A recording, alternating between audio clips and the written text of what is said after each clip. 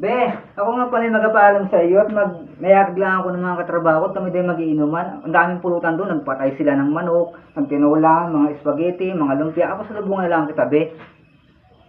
Tapos sa gitla naman kami, be, doon, hindi naman kami magkatagal at ako naman ay minsan lang naman yakagin ng mga kasama ko sa trabaho, eh nahiya naman akong tanggihan. Kaya mo na ako, be, ha, sa gitla naman ako. Ha, sa gitla. Ay, sa gitla, be, ako sa lubungan na lang kita, bigyan na lang kita ng kwan ng mga pagkain doon at take out na lang kita.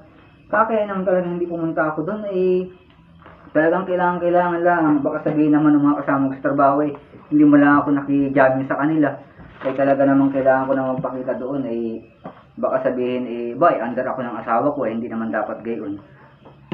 Saglit lang ako be hindi naman kita mawawala ng pasalubong talaga namang saglit lang ako be talaga namang